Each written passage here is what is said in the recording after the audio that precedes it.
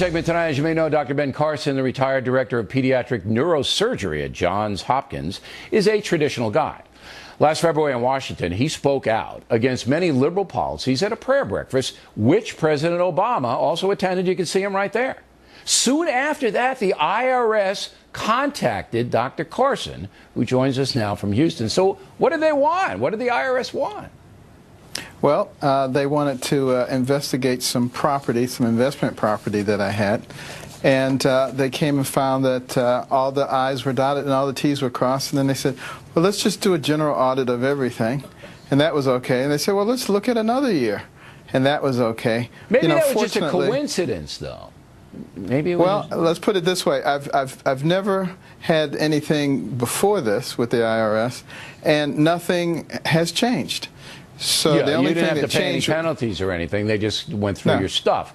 So do you really believe that because you criticized some of the president's policies at the prayer breakfast that the IRS was given a little, hey, why don't you give them a little jazz? Do you think that happened?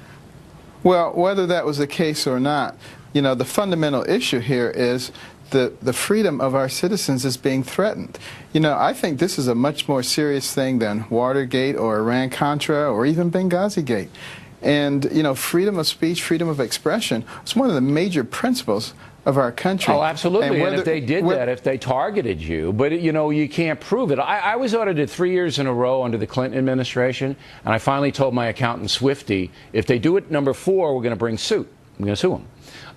And then we told the IRS that. And we need to look. Yeah. You got 3, and we went through the hoops for 3. You do it again, and there's going to be trial. And they did. Okay, but I was convinced that I was being audited for political reasons, and I think you are convinced that you were too.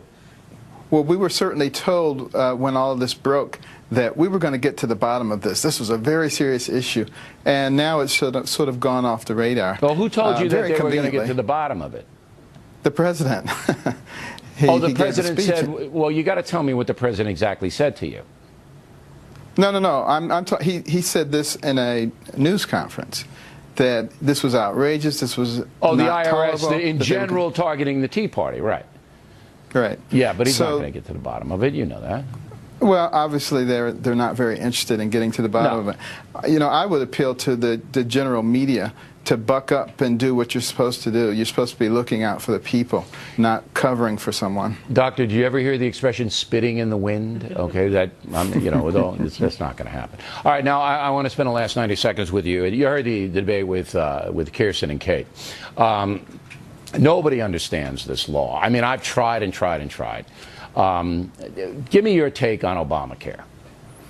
Well, you know, what I would always tell the residents before I retired is, you know, neurosurgery is very complicated, and you're dealing with people who haven't been trained in neurosurgery, but if you cannot explain it to them in a way that they understand, then you shouldn't be operating on them. And by the same token, we shouldn't be rolling out a program that most people have no idea about. I don't think even the people who propose this understand it, quite frankly.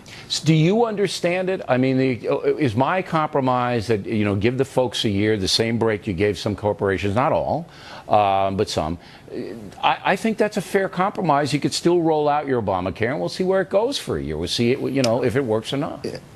Well, I mean, it certainly gives us more time, but I would take that time really to propose better ways of doing it. I can think of multiple ways that could cost a lot less money that would afford people much better health care. If it really weren't about controlling people's lives and controlling their health, I think we could get this solved. Okay, but I think after saying that, Doctor, that the IRS is probably going to audit you again. Hey, if God be for you, who can be against you? That's right. I got your back, Doctor. They come close to you call me right away, and I'll bring Swifty down and we'll talk to them. All right, Doc. Thanks very much. Sounds good. Plenty more ahead as the factor moves along this evening. A professor who teaches